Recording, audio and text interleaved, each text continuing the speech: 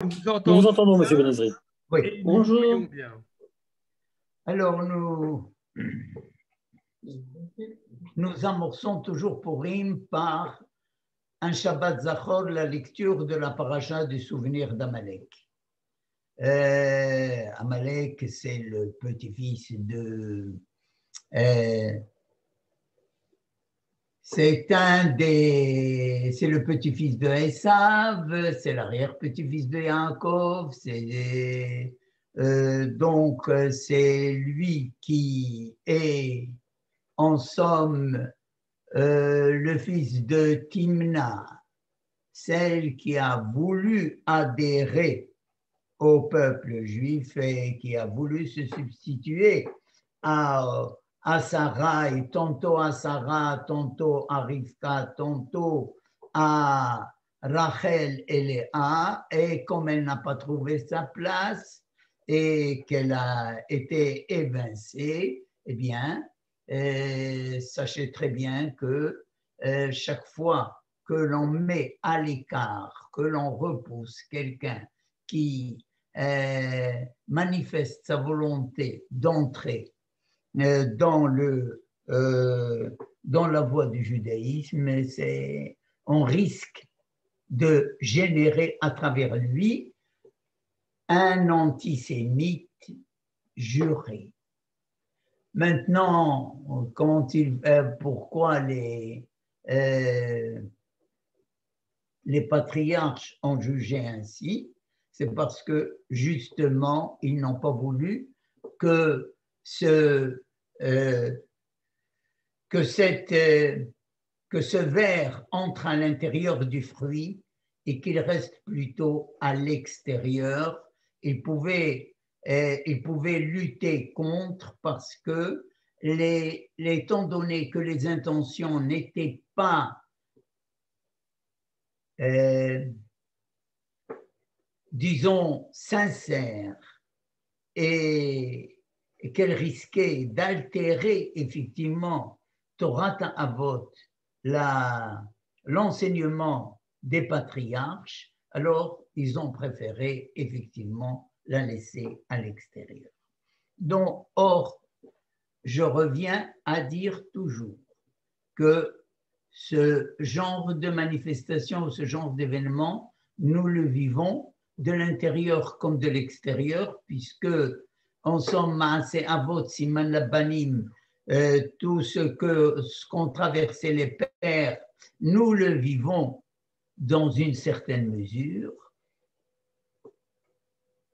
et c'est à nous, en fin de compte, dans notre cheminement, de savoir évacuer les aspects négatifs de cette volonté d'identification en tant que juif et en tant que serviteur d'une voie spirituelle qui nous a été tracée, d'un destin qui nous a été aussi légué, mais il faut savoir que lorsque nous sommes bader, lorsque nous sommes encore en voie d'être, et un juif est toujours en voie d'être, il ne l'est pas, il le devient chaque jour un peu plus. Or, c'est dans ce devenir d'être que nous présentons certaines faiblesses. Et regarde, c'est pas Raphaël, c'est pas celui qu'on connaît, ça. Attention. Que nous présentons certaines faiblesses et nous risquons effectivement d'être victimes d'une attaque d'Amalek. Qu'est-ce que Amalek? C'est dans le Rifion Yadayim. C'est lorsqu'on se laisse aller.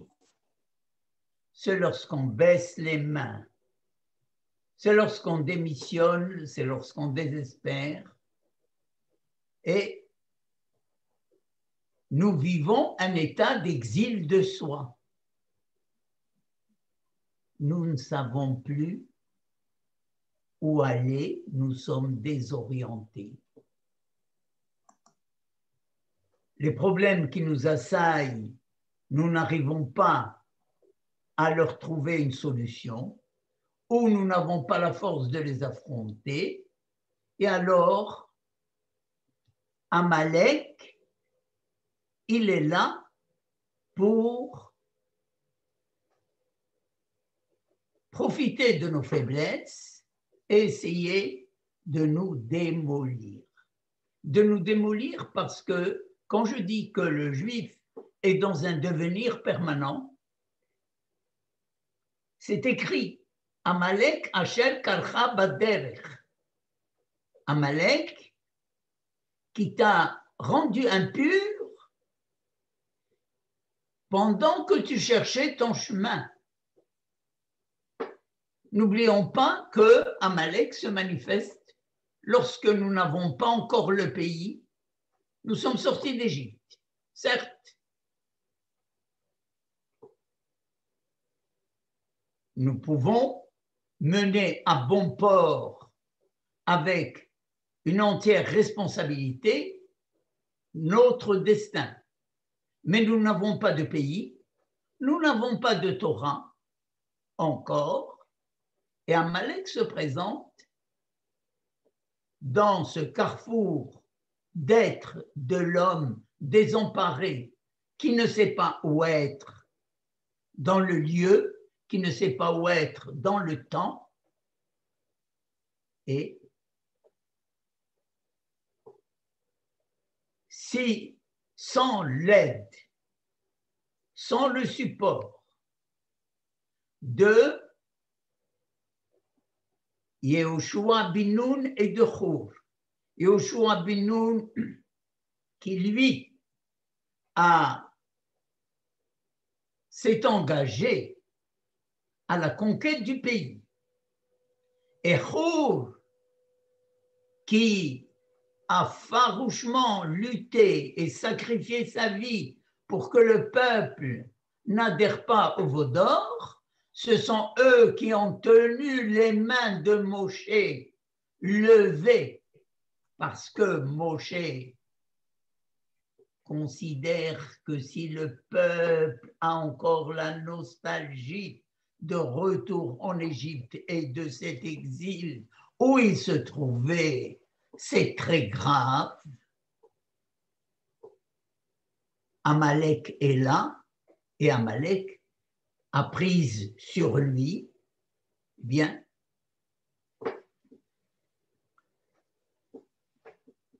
il faut cette assistance de Hur d'un côté et de Yehoshua de l'autre. Et c'est ainsi que l'on arrive à affaiblir l'Amalek sans triompher de lui.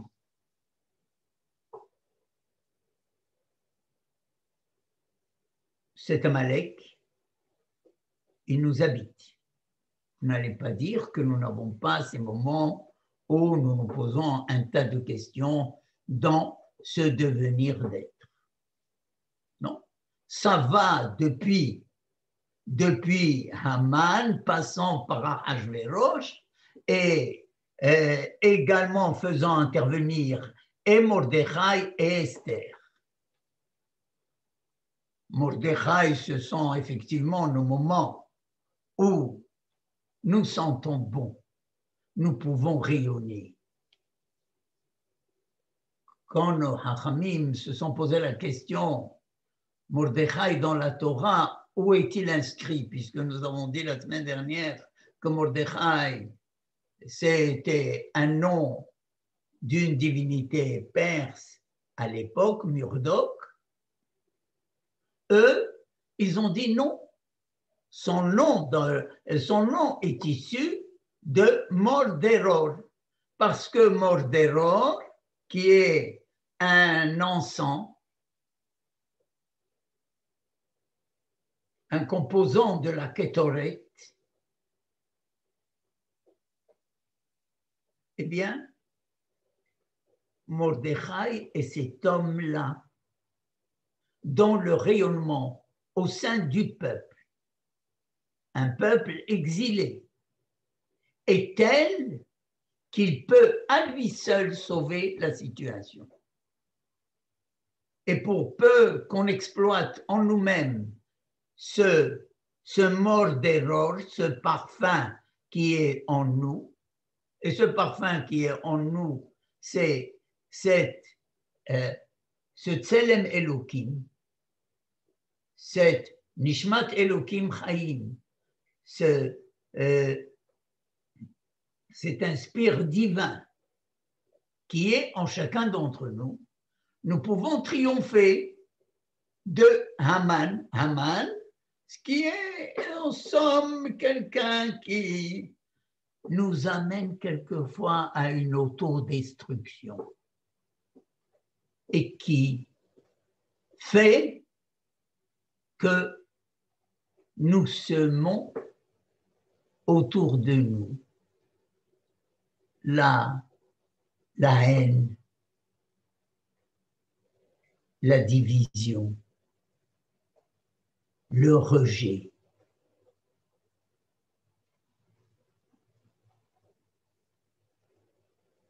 Et malheureusement, nous n'avons pas souvent cette présence de la femme cachée,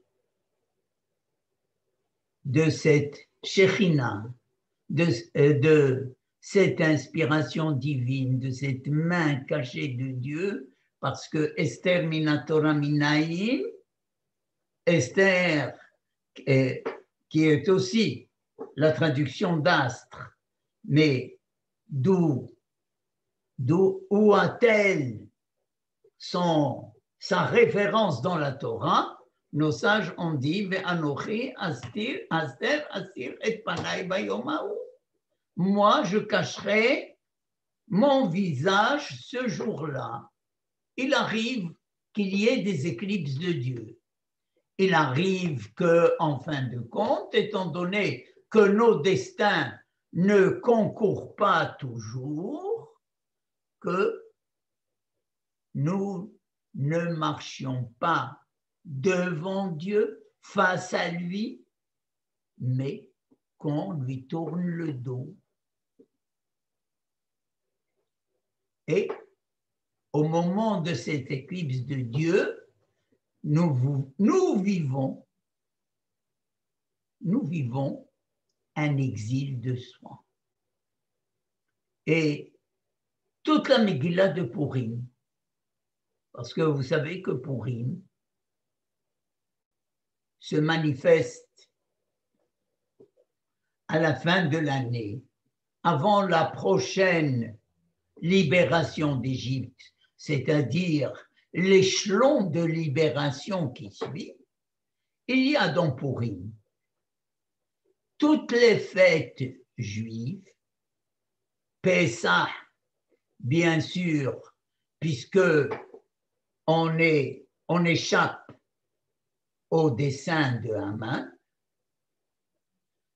Matan Torah, Shavuot, puisque les Juifs ont adhéré de leur plein gré à la Torah qui a été donnée sous l'effet de la contrainte à Sinaï, et nous avons, je crois, eu l'occasion de dire que pour la loi écrite, certes, il y avait une adhésion du peuple indiscutable. D'ailleurs, même les autres religions l'ont reconnu. Où l'adhésion a été contraignante, ou plutôt où on a obligé le peuple à accepter, c'est la loi orale, l'interprétation de la loi. Dans cette interprétation de la loi, bien sûr, nous pouvons à la fois faire des interprétations tout à fait opposées au bon sens, tout à fait opposées à l'esprit de la Torah. C'est pour cela que nos Hachamim ont dit, si on purifie la Torah Zacha, si c'est dans un esprit pur que l'on aborde la Torah, alors elle est un parfum de vie, mais si c'est dans un esprit impur que l'on aborde son étude, alors elle devient effectivement un poison de la vie. Alors, Shavuot a été le matin, Purim, pardon, a été le jour où tout le peuple juif a adhéré à l'enseignement oral de la loi, il l'a reconnu. Rosh Hashanah et Kippour, Purim comme Kippourim, c'est en somme le retour à la prière, l'invocation de l'assistance divine comme nous le faisons à Rosh Hashanah et une demande d'expiation de nos fautes. Et Sukkot,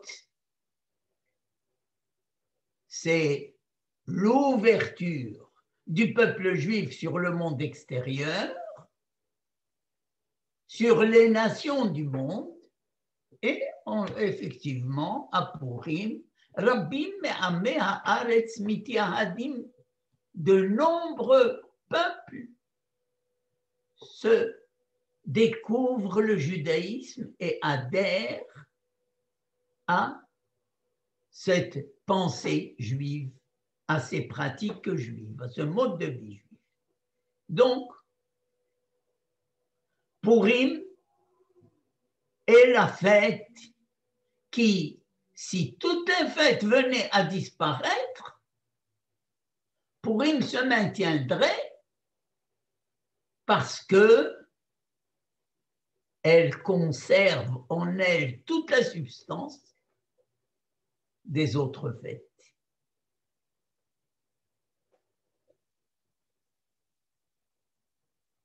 Or,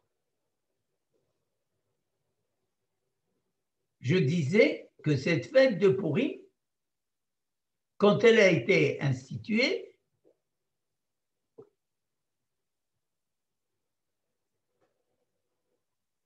c'est dans l'exil. Et tout comme les premiers exils a préparé la construction du second temple, Purim prépare la construction du troisième temple. Et c'est la raison pour laquelle c'est lui qui clôture le cycle des fêtes. Or, cette clôture du cycle des fêtes, elle ne peut se réaliser que par l'avènement d'un Adam à l'image de l'être premier conçu par Akadosh Baruch Hu. Parce que tous les ingrédients qui sont dans la Megillah et qui nous composent,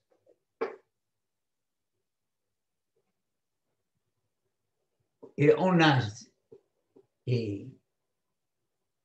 aspire au jour où c'est Haman, c'est-à-dire c'est notre mauvais côté, notre mauvais penchant, notre Amalek, qui lui conduit Mordechai sur un cheval paré des attributs de la royauté parce qu'il se met au service il se met au service de la justice, du droit chemin, de la dignité humaine, et c'est tout est métaphore, tout est image, mais le but est que nous arrivions à confondre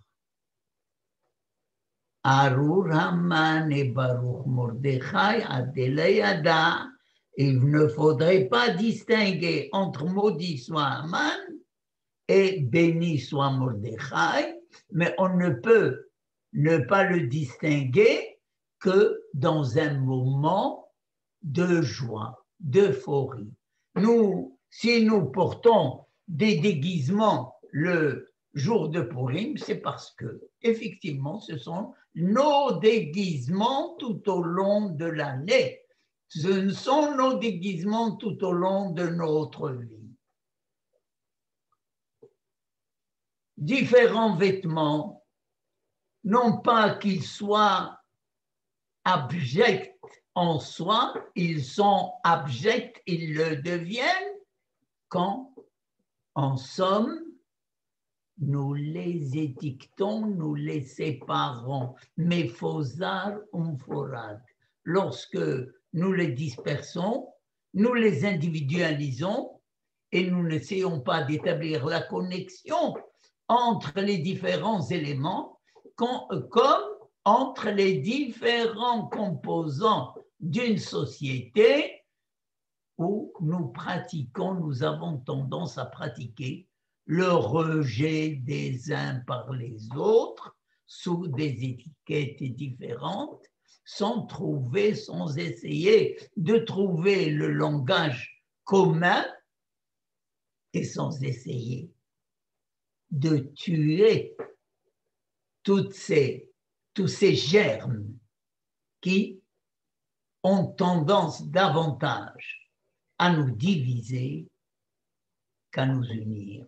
Et c'est la raison pour laquelle la meilleure façon de célébrer Purim est de remédier à la faute de ce repas d'Achashverosh qui voulait une assimilation, mais par individualité opposée, alors que nous, Mishloach Manot Ish Lere'ehu,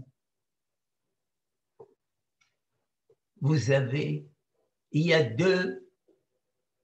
deux termes qui signifient ami en hébreu. Haver, c'est mon associé. Hibour, c'est une association. Haboura, c'est un organisme, une union. Et il y a Reya, Re'out. Re'out, attention, ce n'est pas un associé. Il est l'autre. L'autre, je ne me reconnais pas en lui, mais je devrais l'intégrer. C'est cet effort d'intégration de l'autre. Quand je m'emmure dans ma maison et que je ne cherche pas à partager avec le monde extérieur, alors cette séparation que je me suis imposée moi-même, les autres me l'imposent de l'extérieur et ils me persécutent.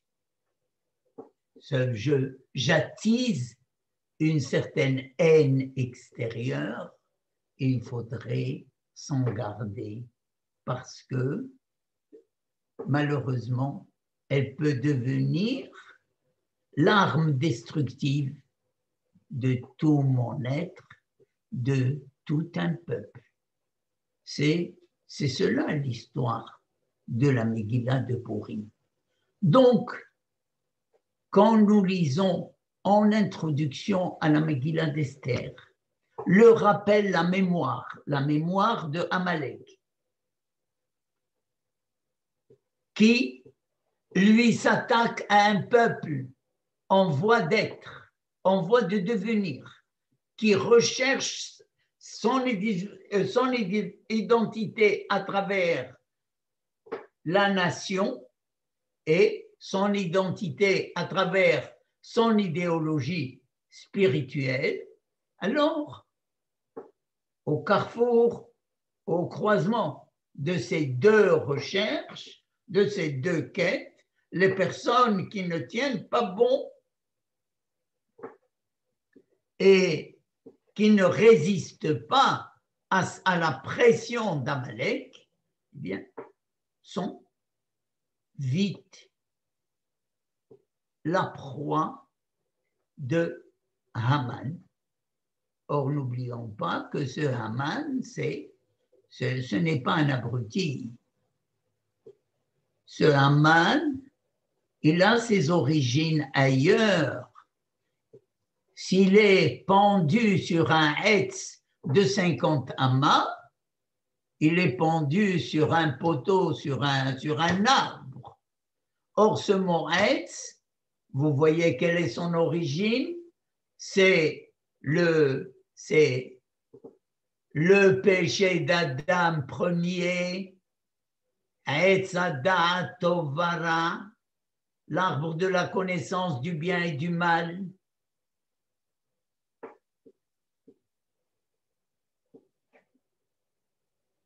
Et lorsque nos sages se demandent pourquoi Nithaïvou, pourquoi ont-ils été condamnés, les Juifs perses, de l'Empire perse, à l'élimination, ils ont répondu parce que ils se sont nourris, ils ont partagé le repas d'Achashverosh. Ils ont profité de ce repas d'Achashverosh. Mais ce repas d'Achashverosh, il a servi cachère à tout celui qui voulait manger cachère. Il a servi des vins cachères à tout celui qui voulait boire du vin cachère. Bon, donc, ils se sont prêtés tout simplement à l'ambiance qu'il y avait et ils ont voulu la partager avec les autres. Quel mal y a-t-il? Ah non. Cette volonté de s'assimiler dans un monde où le bien et le mal sont confondus et ne gardent pas de limite, et où le bien peut se déguiser en mal et le mal se déguiser en bien, alors c'est le premier péché d'Adam, c'est la femme qui a été à l'origine de cette, disons, de cette déviation, c'est Esther, la femme, qui le répare parce que sur cet arbre de la connaissance du bien et du mal confondus, Haman est pendu, ainsi que ses 10 enfants, et comprenez par là si j'établissais la relation entre ces 10 enfants, les 10 paroles, les 10 plaies, les 10 commandements, il y a toute des entités là qui se recoupent, mais je n'ai pas le temps de les développer. Alors, c'est à ce moment-là que, effectivement, le juif peut se définir avec joie. Le principe de Purim, ce qui caractérise Purim, c'est la joie. Lehudim haïta ora vesimha vesason vikar. C'est la joie. Quel est son message? D'abord, je vous dirai que le premier enfant juif est Yitzhak, celui qui rit.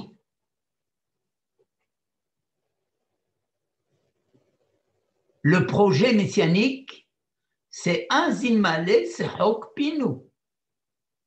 À ce moment-là, nos bouches seront couvertes de joie.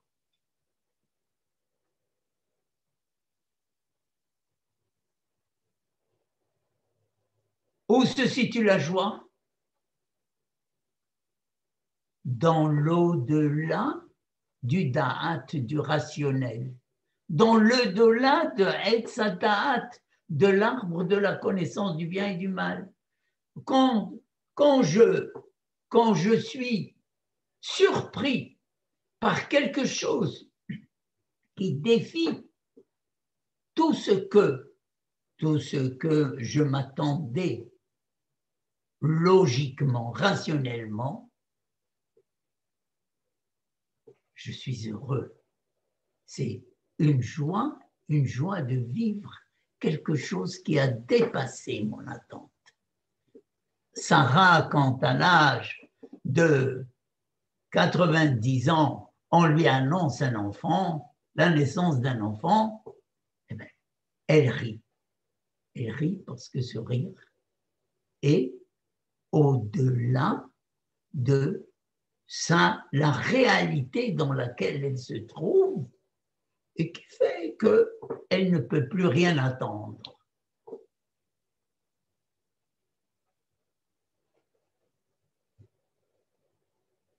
Le caractère du juif, c'est de conserver ce parfum de la naissance de Yitzhak dans le rire, un rire permanent, mais un rire constructif, pas celui du mépris, pas celui de la dérision, pas celui de la moquerie, loin de là. Un juif est imprégné de cette joie de vivre parce qu'il sait qu'il y a toujours quelque chose au-delà de cette réalité qu'il peut défier, qu'il peut atteindre. On lui a appris à vivre avec. Pour autant que lui-même écoute cette inspiration. Nos sages se distinguaient par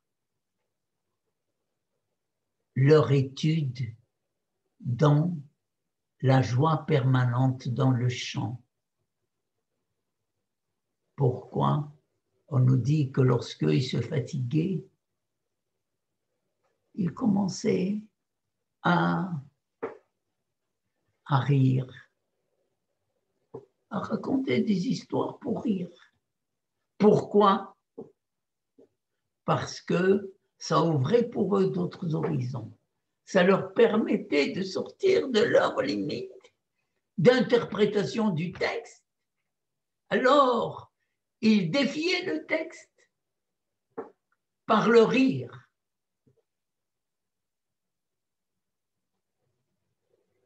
C'est un fait que Eliyahu, le prophète Élie, rapporte le Talmud, se promenait avec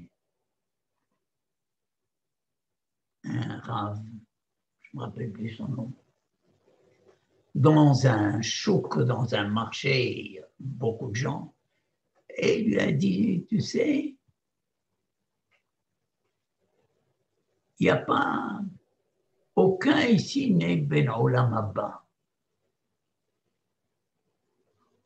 Personne ici n'a, je ne vois personne ici qui soit un adepte du monde futur ou un méritant du monde futur. Elle lui a dit, comment ça se fait? Rien. Elle lui a dit, non, écoute, il y a 2 personnes ici, je vois 2 personnes. Alors, Il lui dit, mais lesquels? Il l'amène, il lui montre deux personnes qui amusent le public. Ils sont au milieu du chouk et qui tout simplement donnent de l'espoir, de la joie de vivre aux gens qui sont affligés, écrasés par les soucis quotidiens. Il leur a dit, ceux-là sont Bnei Olam Haba. C'est-à-dire que ceux-là, ils vivent leur Olam Haba ici. Ils le préparent ici par cette volonté de dépasser les contingences de la vie, alors que les autres, ils ont Helek le Olam Haba. Ils ont une part à Olam Haba. Ça ne se discute pas.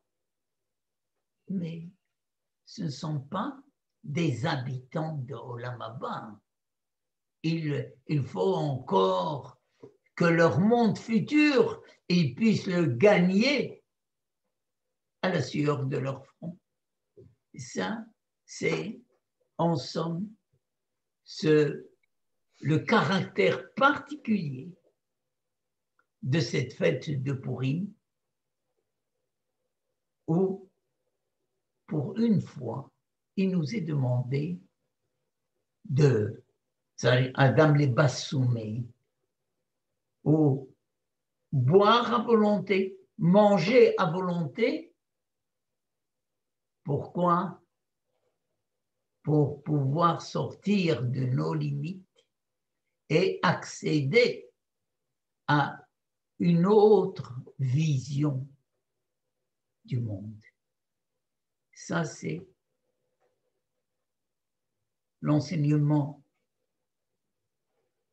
premier et fondamental de la fête de Purim, qui est jouée par des personnes.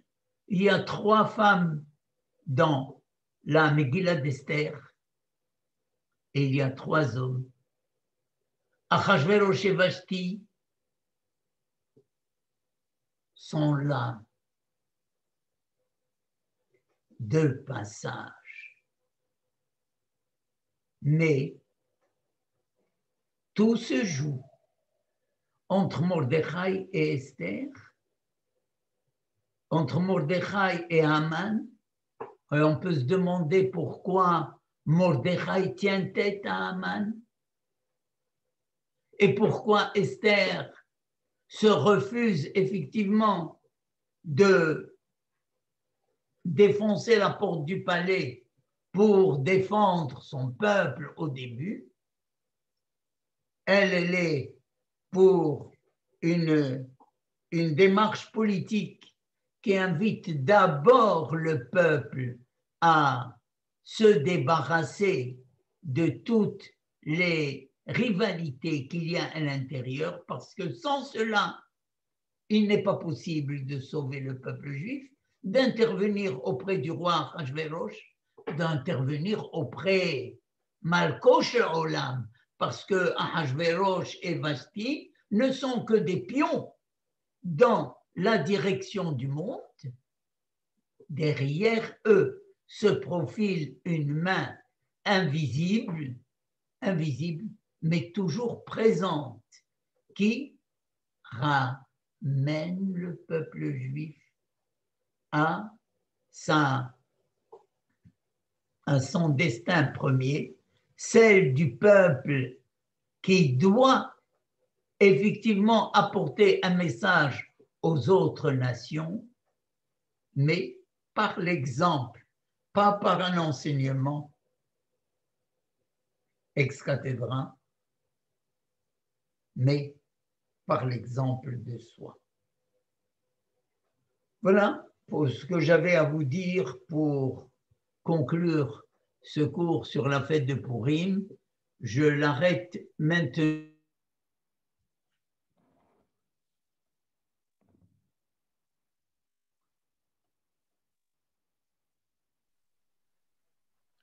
On ne vous entend plus, Rav Ben-Ezri. Rav Ben-Ezri, vous êtes avec nous?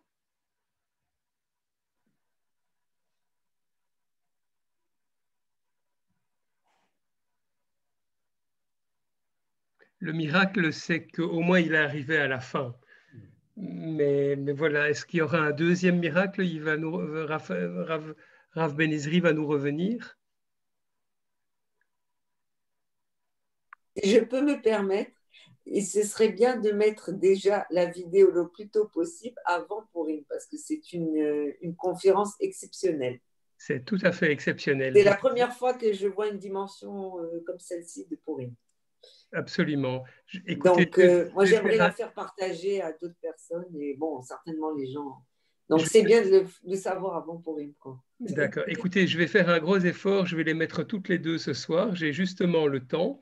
Par contre, il me faut toujours au moins 24 heures pour faire le découpage du petit moment No Man's Land au début. D'accord. C'est mieux de la partager demain soir. Mais si vous voulez, déjà demain matin. D'accord. Très bien, merci. Alors, oui, monsieur Ben-Ezri. Rav Ben-Ezri? Il est plus en ligne, là, je vois. Il n'est plus en ligne. Qu'est-ce qui se passe? Bon, il va revenir. La seule chose qu'on voulait dire, c'est qu'apparemment, le dimanche prochain, il n'y aura pas de cours. D'accord, ok. Puisque c'est Shushan Purim à Yerushalayim. C'est Shushan Purim à Jérusalem, oui. Alors, ce sera déjà Motzei Shushan Purim, mais je suppose que bon, il n'arrivera pas à passer le cours, alors on va sauter la semaine prochaine. On se retrouve dans 2 semaines pour un premier cours sur Pessah. Oui. C'est bien, on va avoir plusieurs cours sur Pessah, ça va être très très intéressant. On va préparer notre seder. On pourrait dire nous nevodim kola nu yodim et Torah. Voilà. Pour une fois, tout le monde et Shavuot Tov. Alors, on arrête là? Le Rav Ben-Ezri n'est pas de retour, on va pas le forcer à revenir. Ah, voilà. bon, ah oui, il est là. J'avais une question, moi. Mais il est là, il arrive. Ah bon, alors ok. J'avais une question. Mais pourquoi ça a disparu? Je ne sais pas. Nous ne savons pas. Nous avons attendu patiemment.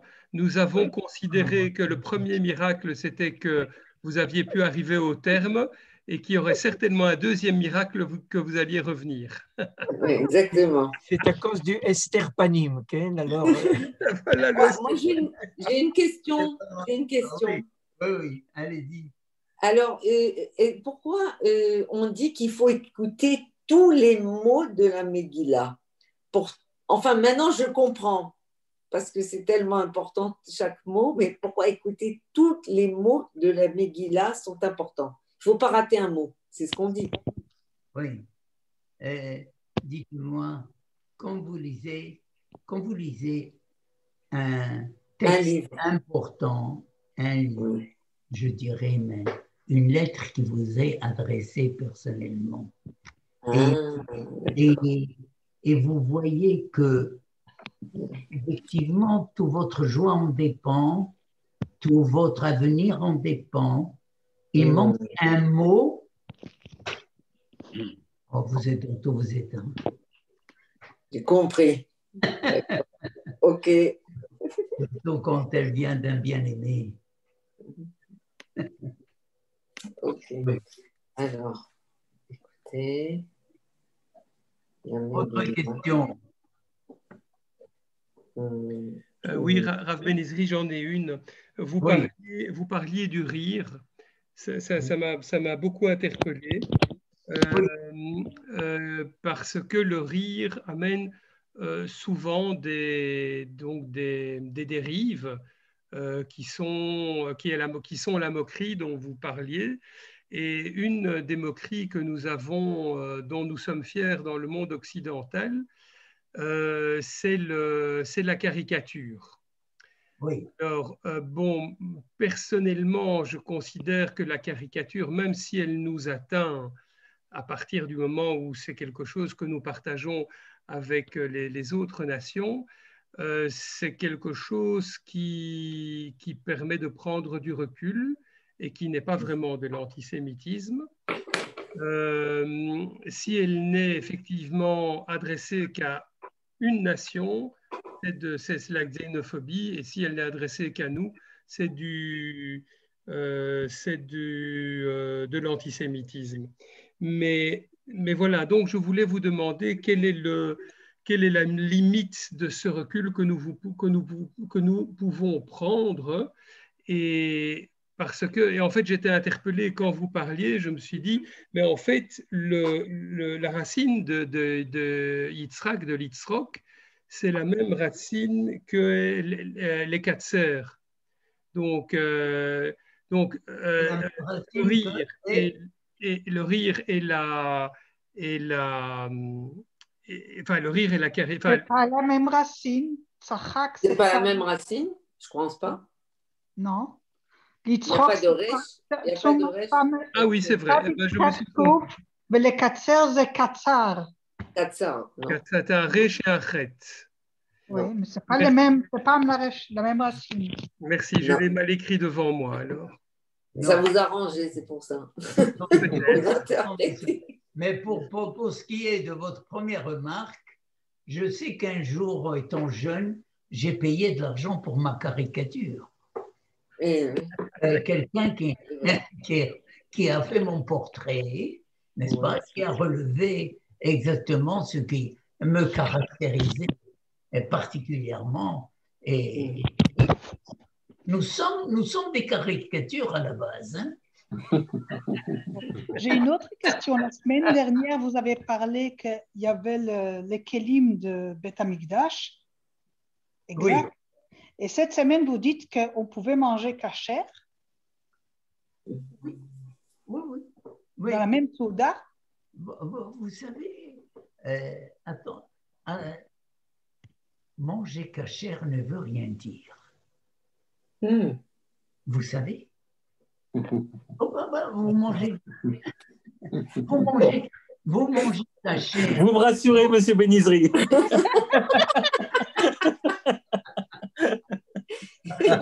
Mais enfin, manger kasher sans faire une bénédiction avant et après. Ça sert à rien. Sans reconnaître, sans sanctifier ce que vous mangez. C'est un terrain glissant. Il faut Akadosh Baruch Hu, lui, il se fiche un peu, excusez-moi le terme, de ce que nous mangeons kasher ou nous ne mangeons pas kasher, parce que ce n'est pas un chef cuisinier et ce n'est pas un mashgiach. Ça, c'est vraiment mais quand je cherche à manger kasher, je cherche une hygiène spirituelle de ma nourriture. Je veux établir une distinction entre le Etz HaChaim et le Etz HaDa'at Tovara. Je fais cette distinction à l'état réduit pour que, en fin de compte, je donne un sens à ce que je fais. Je vais vous dire. Quel est le but de notre vie, de la vie de tout homme? Alors, Rambam, Maïmonide, dans Mishneh Torah, dit que Yesod HaYesodot ve'amud HaChochmot, que l'essence de toute chose et de toute science est effectivement de découvrir, de dévoiler le divin qui se cache en nous. Pas autour de nous, mais en nous. Le Ramchal, Chaim Luzzatto, 500 ans après, il écrit le livre de Mesilat Yesharim, le sentier de rectitude. C'est comme ça qu'on l'a traduit, mais c'est une mauvaise traduction. Mais il dit En introduction, יסוד היסודות, ועיקר האמונה התמימה היא שיכיר האדם את המגמה ואת המבט של החיים שלו, מה חובת האדם בעולמו, que l'essence de la vie, c'est que l'homme ne perde pas la vue de ce que sont ses obligations dans son monde. Et ils se rejoignent parce que les obligations dans son monde d'Adam, et quand nous parlons d'Adam, je vous rappelle que c'est la dimension de l'homme qui n'a ni féminin ni pluriel, c'est le Adam dans son acception universelle et à la fois horizontale et verticale.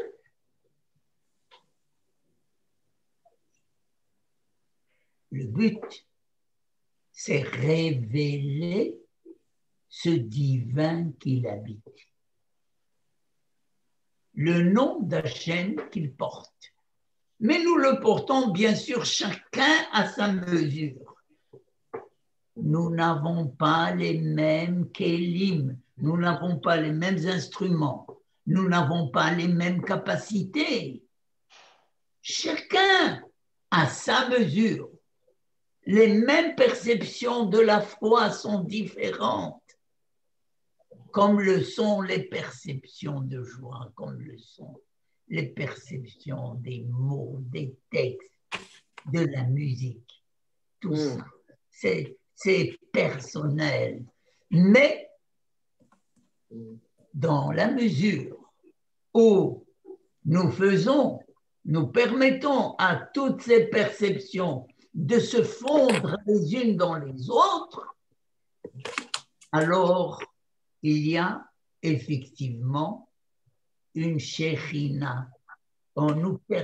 Nous arrivons à installer une présence divine à travers laquelle nous communiquons et qui élargit, qui en fin de compte détruit nos limites et qui nous permet d'accéder à cette joie de reconnaissance de l'autre.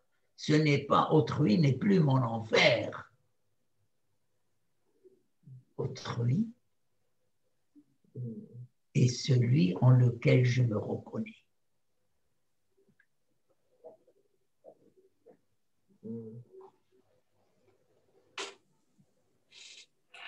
Oui. Benizri, j'ai aussi une question. Oui. On ne minimise pas le rôle de Zeresh dans la Megillah. Parce que si comme vous l'avez dit avant, on a pendu Aman sur l'arbre qui était le même arbre sur lequel il y a eu le premier prêtre d'Amarishon. Si on sait que la Megillah a commencé en fait par la jalousie du... En fait, Zeresh n'a pas été invité au festin de la Malka Vashti.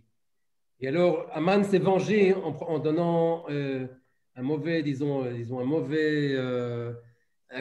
conseil ou un conseil au roi Achashverosh en lui disant qu'il faut donc lui faire ce qu'on lui a fait. Et je crois qu'en fait, c'est elle qui a été le trigger de la Megillah. J'ai l'impression que c'est ce que j'ai comme...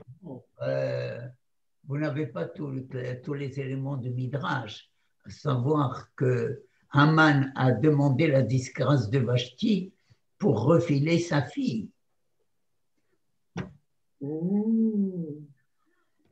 Ces intrigues existent tout le temps et il ne faudrait pas aller les chercher chez Racine ou Corneille. Tout à fait.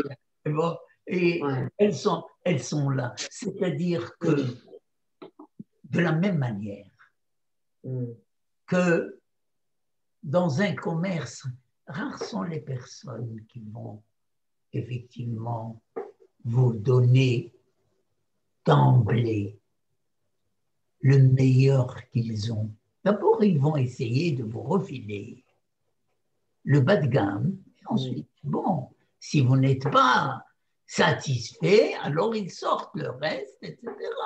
C'est la même manière, la même façon, dans la manière de échanger les idées, les formules, les modes de vie. Quelquefois, il faut se laisser vivre. Zorem, c'est ce que vous entendez aujourd'hui. Oui, oui. Ah, oui, Les Zrom. Oui. Non, les Zrom, il faut suivre le courant. Résister à ce courant et chercher à le remonter à contre-mouvement. C'est difficile. Et pourtant, c'est ce qu'il faut faire. Si je dois retourner vers la source, alors c'est quand je le réussis et quand je peux m'accrocher à mes véritables racines que je ressens une certaine plénitude. Pas quand je suis au REM, parce que quand je suis au REM, je suis drogué.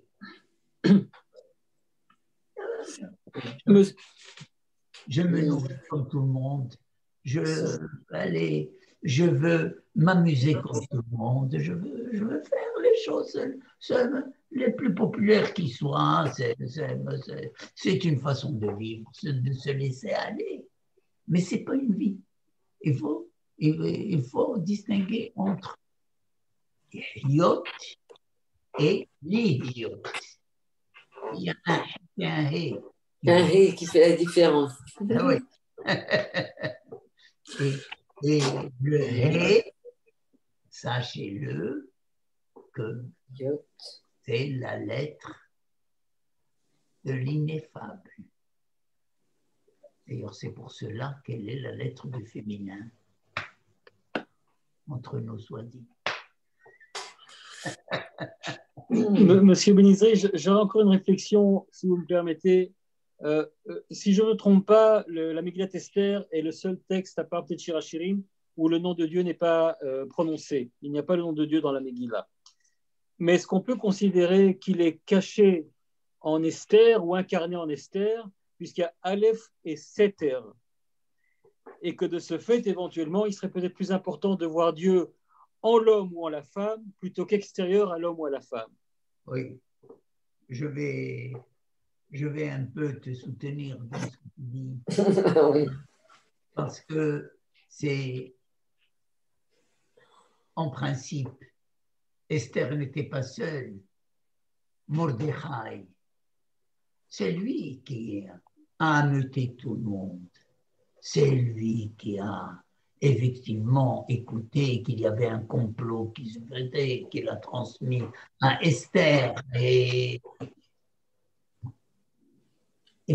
on aurait dû appeler cette Megillah Megillat Mordechai.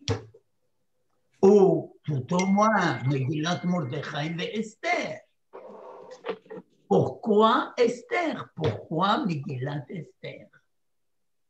Non, parce que tout se passe par ce Esther, par ce Seter, c'est le sens caché des choses. C'est qui fait que ce qu'on voit n'est pas la vraie réalité. Il faut retourner les choses pour les voir comme il faut. Nous avons tout simplement un négatif en noir et blanc, mais il faudrait le développer autrement. Alors vous allez avoir la véritable image. Et c'est pour cela que le véritable nom qui sied à ce manifeste, c'est Megillat Esther. Et c'est vrai que ce côté caché du divin qui est en chacun d'entre nous, c'est lui que nous ne percevons pas, mais c'est à sa recherche que nous allons tout au long de notre vie. Par étapes.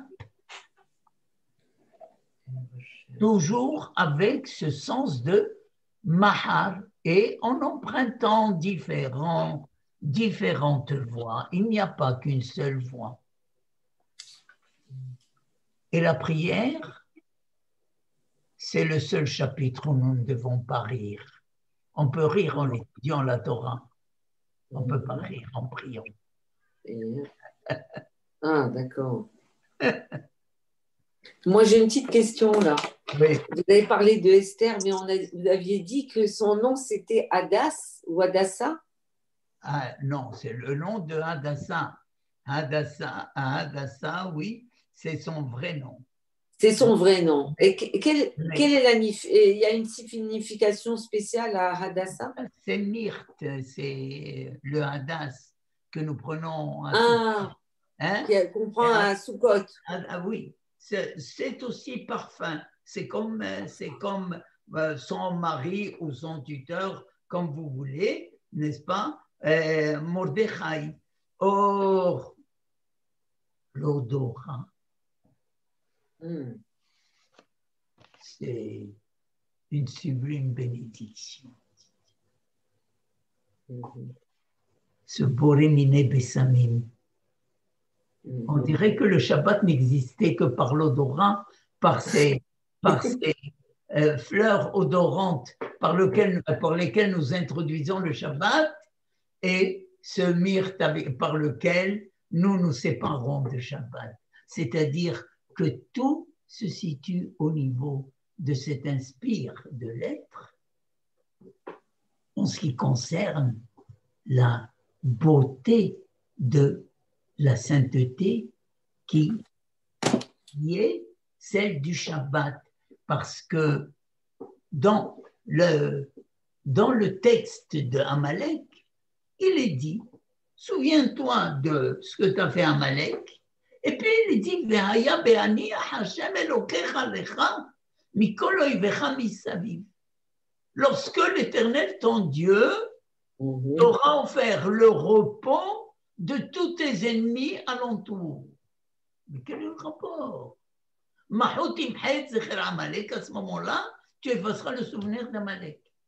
Il s'agit de Menuha, Ve'haya be'aniah, lorsque tu auras accédé à ce repos, à cette sérénité d'être. Alors, cette sérénité, quand tu la vis pleinement, c'est le Shabbat. Regardez cette prière, cette troisième prière qui conclut le Shabbat à Mincha. Menucha tashket vaveta, menucha she'ata rotze ba. Al menuchatam yagdishu et shemecha. Cette sérénité du Shabbat, où l'homme, en se déconnectant de toutes les préoccupations de la vie quotidienne et essayant un petit peu de se ressourcer, de ressourcer son être au travers du Shabbat et de ce qu'il offre comme spiritualité, et en même temps de découvrir les plaisirs de la famille, les plaisirs de la société, de pouvoir les vivre et les partager, eh bien, ça, c'est le Ve'haya be'ani Hashem Elokecha mikol oivecha misaviv. Quand tu vas éprouver cette sérénité d'être, à ce moment-là, tu peux te dispenser du souvenir d'Amalek. Tu pourras le considérer comme effacé.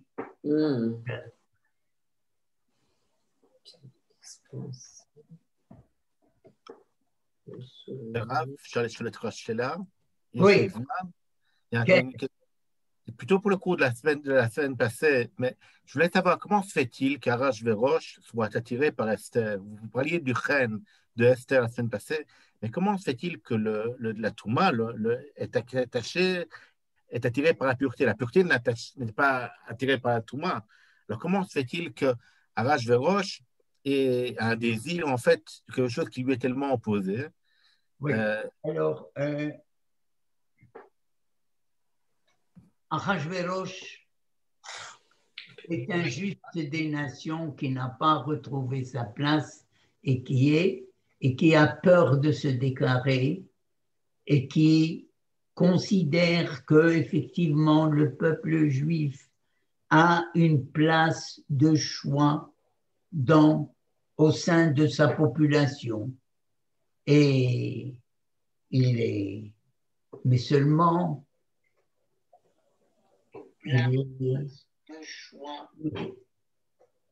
il est contraint, il est emporté, il est entraîné par ce Haman qui lui dit que ta vie à moi, c'est-à-dire c'est moi ton protecteur, c'est moi ton ministre de la Défense, c'est moi qui peux assurer ton trône. Et lui, en quelque sorte, il a besoin de ce Haman parce qu'il se dit que si jamais il y a une révolution ou il y a une émeute, eh ben c'est lui qui sera en première ligne et moi j'aurai la vie sauve. Alors, il y a beaucoup d'Ahasuerus qui se cachent derrière les autres. Mais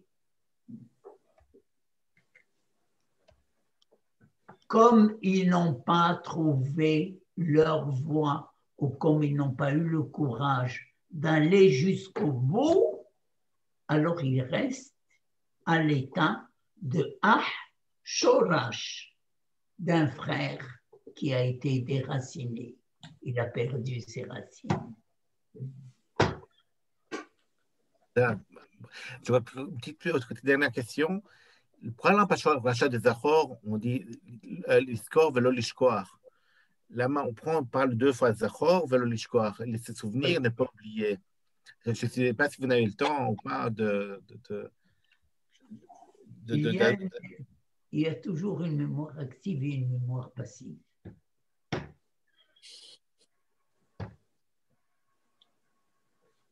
Une mémoire active, elle est là tout le temps en train de me mobiliser. Je ne peux pas vivre que dans la mémoire. Laissez-moi vivre, laissez-moi respirer. Alors, il y a une mémoire passive. Je n'oublie pas, mais je ne suis pas militant de cette mémoire à tout bout de champ. Parce que si je ne fais les choses que par opposition à l'autre, ça va me détruire. Je vais me sentir désarmé, réduit, parce que tout ce que je fais, c'est par un esprit de compétition. Or, la mémoire active, c'est ça.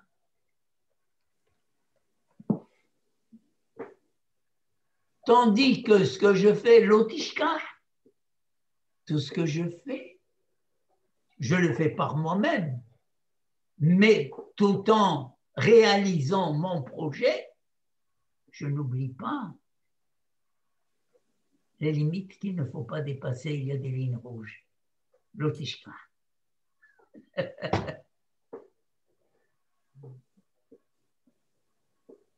Ça va?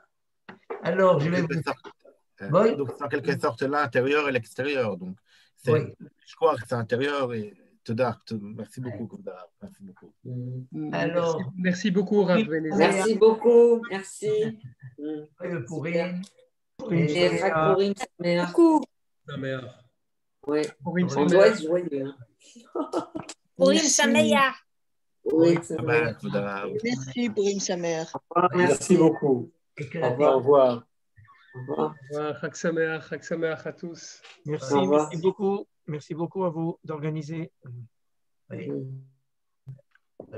Avec plaisir. Au revoir.